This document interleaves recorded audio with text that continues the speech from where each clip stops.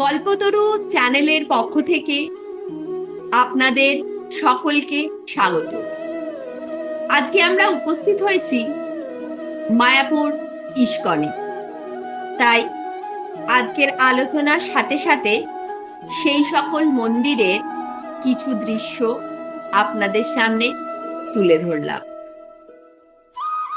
বিগত আলোচনায় বলেছিলাম যে আমাদের অনেকেরই সঠিকভাবে জন্মস্থান, জন্ম সময় বা জন্মদিন জানা থাকে না। তখন আমরা ভাবি যে আমরা কিভাবে নিজেদের সম্বন্ধে জানব, কিন্তু অনেকেরই আমাদের হয়তো জন্ম মাস বা জন্মদিনটা জানা থাকে। ঠিক সেই বিষয়টির ওপর ভিত্তি করে আমরা আমাদের নিজেদের সম্বন্ধে যাতে কিছু জানতে পারি, এই বিষয়টা মাথায় রেখেই এই আলোচনাটা নিয়ে আসা।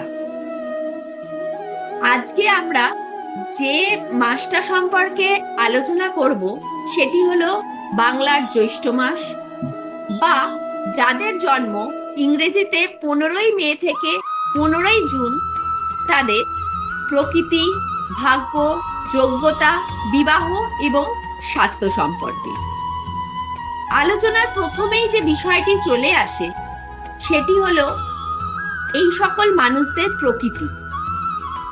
যারা এই জ্যৈষ্ঠ মাসে জন্মগ্রহণ করেছে বা 15ই মে থেকে 15ই জুনের মধ্যে যাদের জন্ম দিনটি, তাদের প্রকৃতিতে একটা দৃঢ় প্রতিজ্ঞ এবং সহনশীলতা লক্ষণীয়।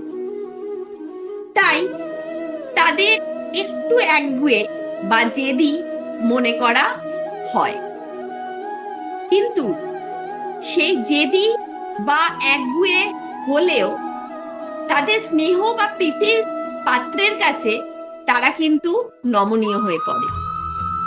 এদের শারীরিক ও মানসিক দুইভাবেই সহ্য ক্ষমতা অপরিসীম।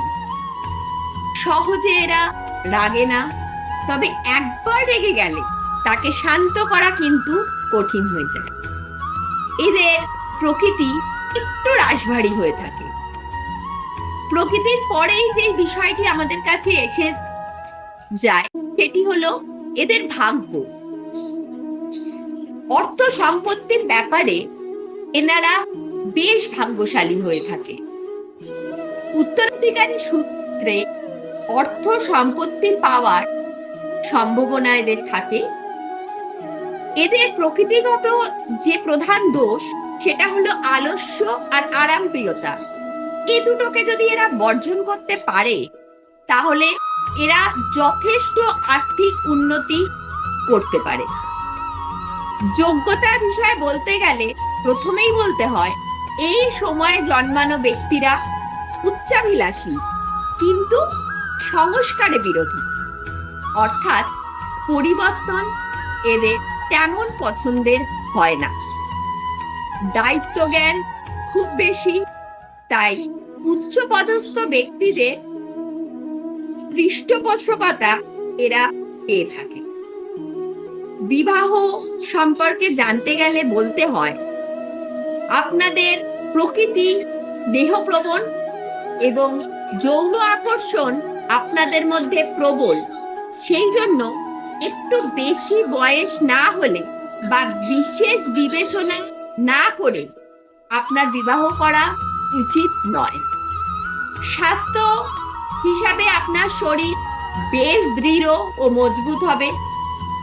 নিয়মিতভাবে ব্যায়াম আপনার প্রয়োজন। অতি ভোজন ও অধিক বিশ্রাম আপনার স্বাস্থ্যের পক্ষে হানিকারক।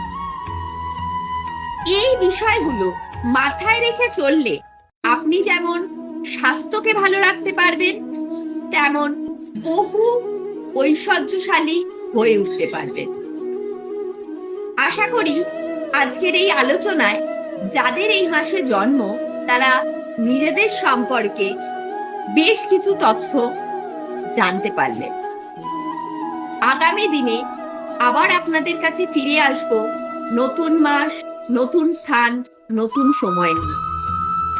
যাওয়ার আগে আপনাদের কাছে একান্ত অনুরোধ, এই ভিডিওটিকে লাইক, শেয়ার, সাবস্ক্রাইব অবশ্যই করবেন এবং পেজটিকে ফলো করে দেবেন, যাতে আগামী দিনে খুব সহজ এবং সরলভাবে বেশ কিছু তথ্য আপনাদের সামনে তুলে ধরতে পারি।